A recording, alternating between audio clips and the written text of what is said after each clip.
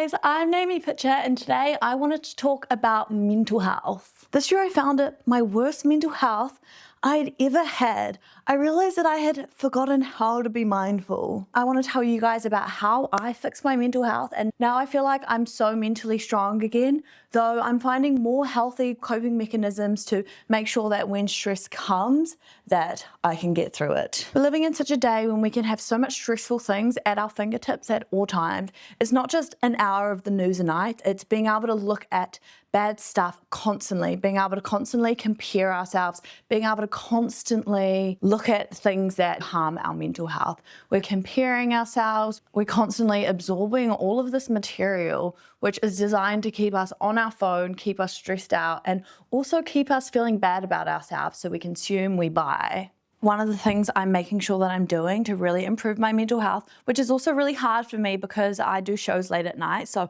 I can't do this all the time, but it's waking up and going to sleep at the same time every single day and having these really good morning and evening routines. I've been meditating every morning for 20 minutes, and then I go outside and get some sunshine and have a walk, no matter what. Getting up earlier means that I get to do these things every morning. Then I'm stretching, and then I'm doing the things I need to get on with. For me, that's my circus training, that's running my business, that might be you getting ready, going to your day job, your work, whatever you need to do. That has just given me so much more structure, waking up at the same time to make sure that I'm getting these things done that are really important to me. The next thing I've been doing is I've been making sure that I've been spending a lot less time on my phone. You can go watch my How to Reduce Your Screen Time video if you need some extra tips. And I've been using that time instead to read. I find that the difference of my happiness levels and the lower stress is if I spend an hour on my phone compared to if I spend an hour reading, I feel so much more happier. I'm learning so much more. I'm using my brain power, which is strengthening my brain, which is going to inherently make you a lot more happier when your brain is active, working. We're not just doom scrolling,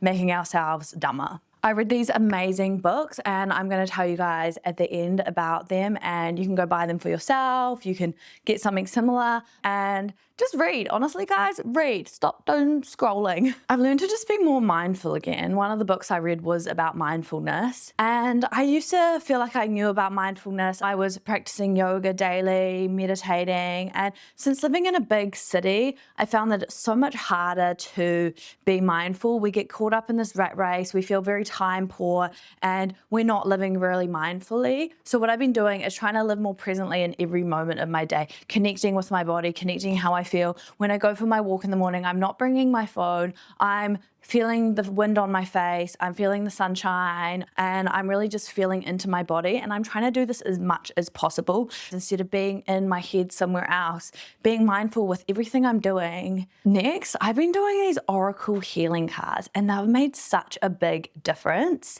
They give you little pointers and tips on things you can improve on, but Oracle cards are such a nice way to reach out to higher powers, get some really positive messages. And Oracle cards work because they're all connected to a different type of energy, and when we're shuffling through them and we find the card, we're finding the energy that we are attaching to at that time, and they can just give us some really practical advice before bed, in the morning, when you're feeling stressed, different times of the moon, full moon, new moon. Another thing I've been trying to do, which is so hard, is ignoring the unharmonious.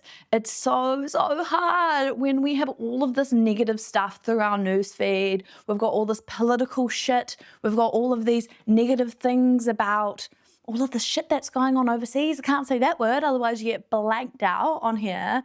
And it makes it so negative what we are absorbing. So I've just been trying to ignore the unharmonious more, still working on that one a lot. I asked one of my friends who's a yoga teacher how to reduce stress. She's lived in a big city pretty much her whole life, and she said just to actually remove the things that are stressing you out, whether that's people, whether that's too much things going on.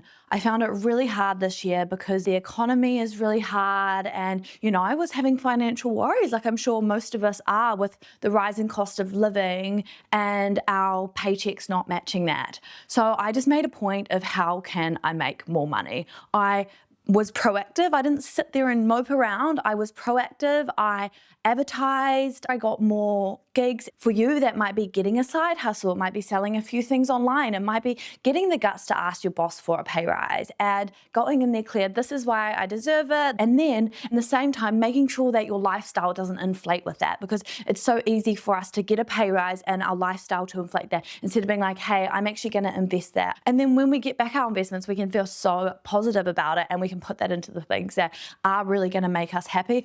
I've just bought a new van and my van life series is going to be out soon. So I'm really excited to share that. I didn't think I would be financially able to do that, but I made it happen. I got all my investments out. I put everything I had into it because investing into my freedom and things that make me happy was so worth it. The books I've been reading, the Book of Overthinking, it was so good. It was very clear. It stopped me from overthinking and being in that toxic head pattern of thinking what ifs that aren't really true. And I also read this little book of Mindfulness, which just gave you lots of really practical tips and just taught me about mindfulness again. It's so easy to think, oh, I know that, I've learned that, but life is about constantly relearning the same things over and over.